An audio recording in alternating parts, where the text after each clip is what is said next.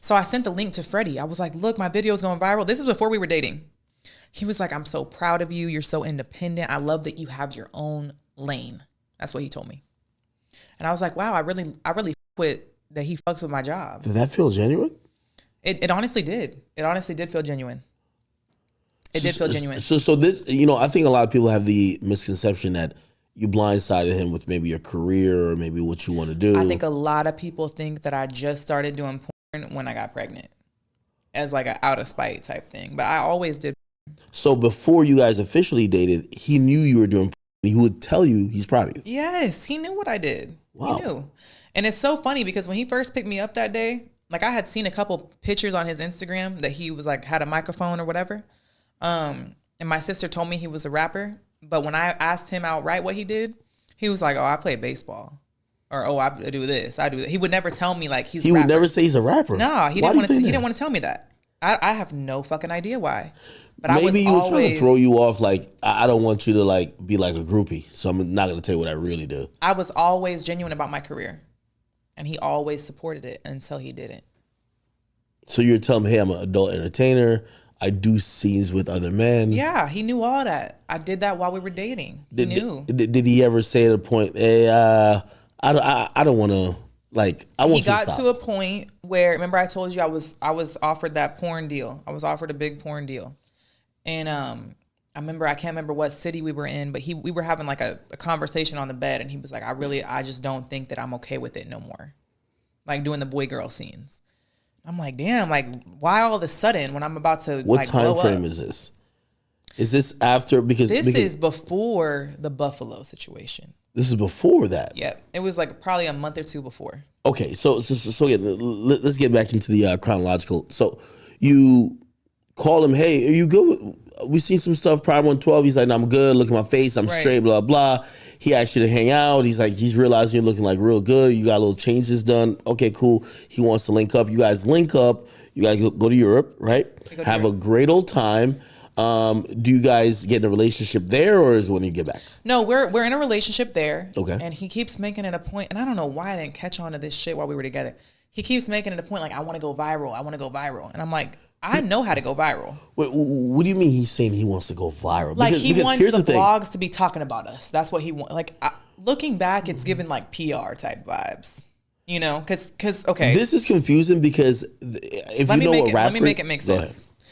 So like I said, I met up with him in Europe. I'm going to break it down Barney style. I met up with him. The first city we met was Amsterdam. He had like 40 roses for me. And I had never, the only other dude that had ever given me flowers was my husband. So I was like kind of taken aback by the fact that he showed up with 40 roses. And he also had this paper and this pen. And he was like, I want you to write down some shit that I want to work on, like us together. He was like, I want to get a house in Texas. That's kind of game. I ain't gonna lie to you. That's kind of game. He's like, I want to get a house in Texas. I want to get you an electric car. He's like, I want to redo the Kanye and Amber photo shoot. And I was like, I don't want to redo the Kanye and Amber. It's been done. And like Amber, I fuck with her really heavy. And I don't want anything I do to seem like I'm trying to copy or take away from what she got going on. You feel me? So I was already getting a lot of comparisons to her because I had the blonde buzz cut too. And everybody knows she started that shit. Yeah. But when she talks about it, her look, she's like, that look is for my fans. Like, she loves when bitches be doing that same shit. But I was like, I'm not trying to do that. I'm not trying to do the Kanye Amber shit. I think that's the type of vibe he was on. He was very like he loved the porn star rapper look. He loved that. And it's crazy because his fans loved it. Do you think he loved it because he loved you, or because at that point he was looking at you guys, or just looking at like an image that he feels was readily consumable by an audience? I think that he had genuine love for me, but I think it was more about what it looked like to other people. Wow. Looking back, right? I didn't know all this while we were together. Yeah. Obviously, otherwise I wouldn't have been with him. But looking back, I do think that it was more of like a look that he was trying to portray, an ego thing. And I had that list and I tore it up by now, you know, because none of it ever happened. But I thought that was kind of weird. Like, why do we have to make a to-do list? Why can't we just live? But I told him, I was like, if you want to go viral, I'll make you go viral. You know, I was carrying him on my back in Europe. Like we were in London. Yeah. And I had him on my back, like doing a piggyback ride. Yeah, I seen. I was like, we could post this on TikTok. It's gonna go up. It had like 4 million views. I was like, I posted a video of me carrying him over my shoulder. 6 million views. I was like, I can make you go viral. He saw that. Like he saw that I knew how to manipulate the algorithm and get people interested in our relationship. You know? Yeah. And his fans, when we were together, they loved that I did porn. They were like, oh my God, Freddie's with a porn star. Like, and then all of a sudden that shit went south. Everybody's like, well, he left you because you're a porn star. Like, pick a side. I thought the sentiment only changed after the Buffalo incident. You're saying no. You're saying there was a porn company that came in with an offer. Right. If he's been so supportive, he's having you write to-do lists. Hey, let's do A, B, and C. Why would he feel differently if a porn company wanted to give you an opportunity? I don't know. So when we were together, I think it was more so like I was, before the deal, right? I was at a state where I was like, maybe I should do something different with my life. Maybe I should try another avenue. Because I was getting real comfortable with the porn shit, but when I get comfortable with something, I want a challenge. So I'm like, what else can I do to kind of spice life up a little bit more for me? By the way, when you guys are now together after the Europe trip, are you still doing boy-girl scenes? Yeah. Are you telling him you're doing boy-girl scenes? What's his demeanor towards you doing boy-girl scenes? He's like, I knew your job when I got with you. That's it. Verbatim. So he's not like, hey, listen. He's very understanding, and that's what drew me to him. Because I was like, wow, like you were saying in the beginning, not many men can get down with that. So I was like, wow, he really don't give a fuck about what I got going on. He's letting me do me. I'm letting him do him. That's fire. That's the dynamic that I would want in a relationship. Regardless of if I did porn or not. I'm going to do me, you do you. You feel me? This is going to sound like a ridiculous question, but like, you know, most normal men would ask, or not normal, people not in the industry would ask this. Is that considered like an open relationship at that point? Like, because could he go outside and go fuck someone else? I always said that he could, but he never, like no shade. He was only pulling bitches when he was with me. And he know that. What? Yeah, he know that. He know that. He gonna watch this too, and he gonna know that. But that's real life. Like, you can ask anybody in his camp. When I'm with him, all the girls are flocking to. I have this demeanor and look about me that, like, people love. It's not on no cocky shit, because I'm very humble. Yeah. But, like, people are naturally drawn to me. Boys, girls, whoever.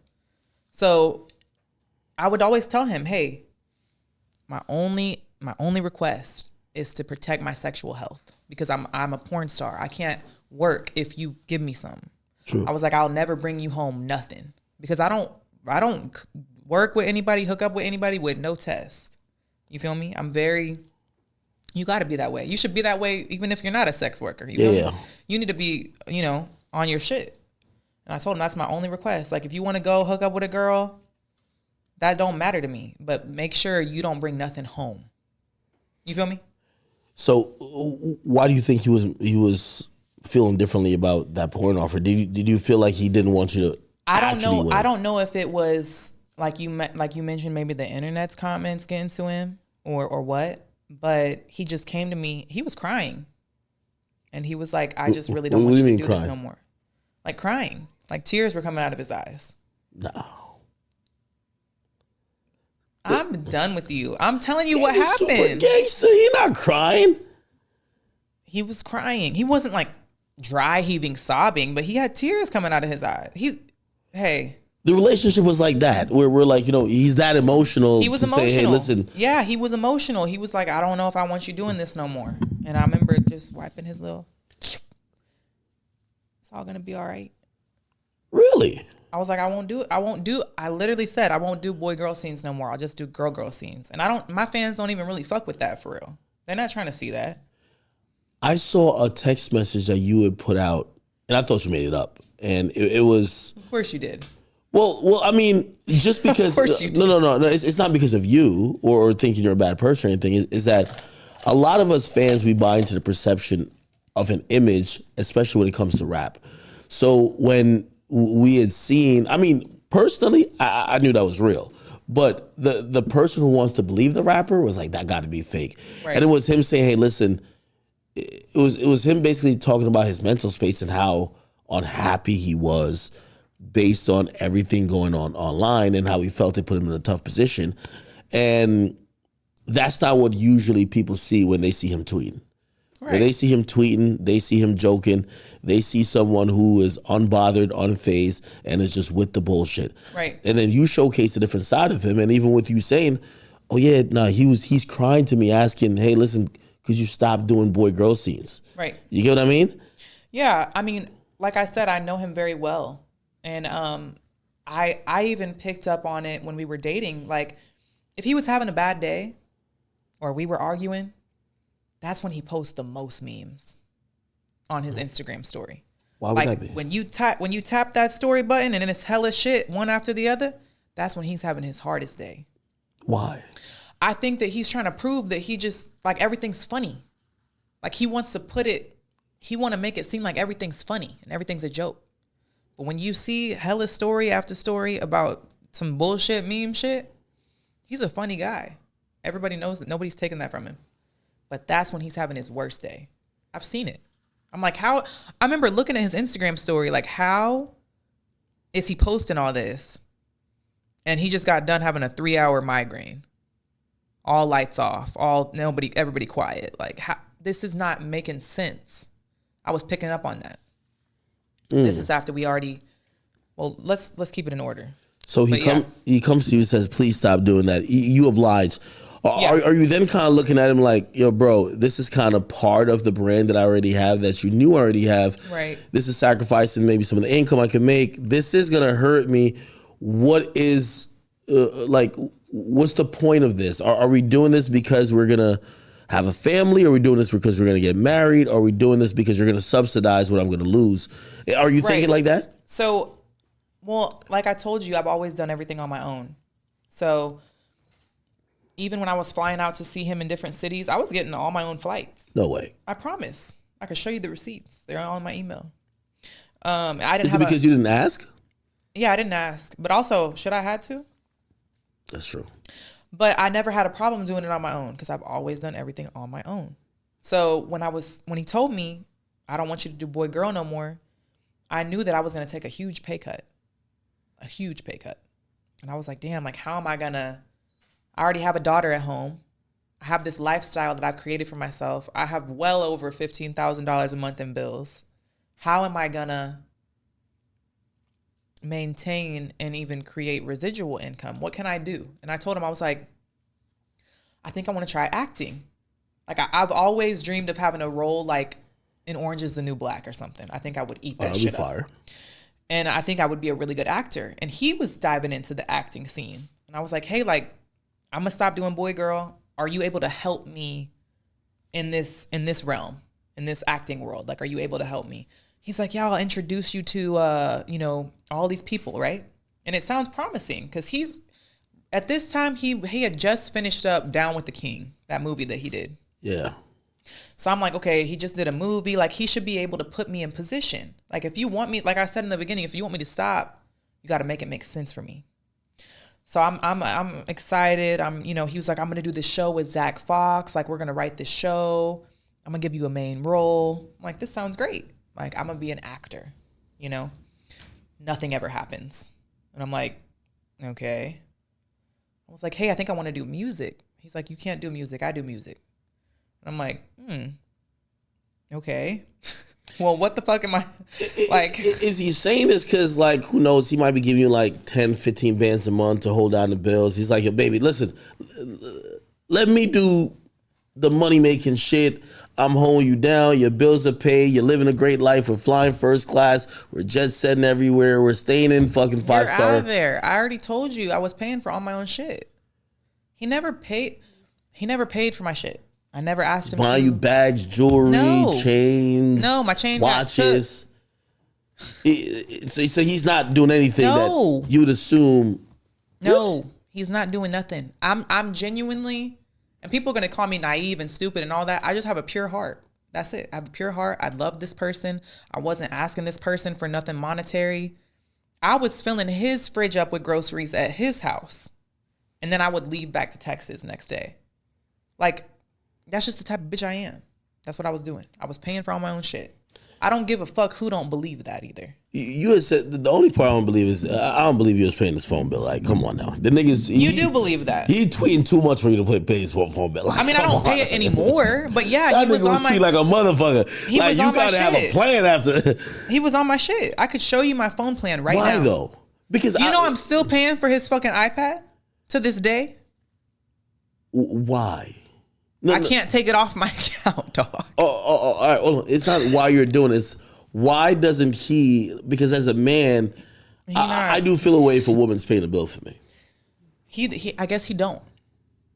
And that's something that you got to question his masculinity, because he don't give a fuck. Do you think he was using you then? I think to an extent. I think for like the relationship, the dynamic, the way it looks. But I also think that he's a serial narcissist. And I think that I was his supply at that time. He had just had a baby before we got together that I didn't even know about. And it didn't change the way I felt about him. I was like, oh, remember I told you there was that time we didn't talk for a while? We were just friends. He had a baby. So by the time we linked back up, he had like a 6-month-old. Was there baby mama drama with you and maybe his other baby moms? I had never met her yet. I hadn't met her. I think I seen one of them send like some message to you. They weren't too nice. Yeah, his other son's mom wasn't very fond of me. And I see why now. In the moment, I didn't understand why she wasn't fucking with me. But I see why now.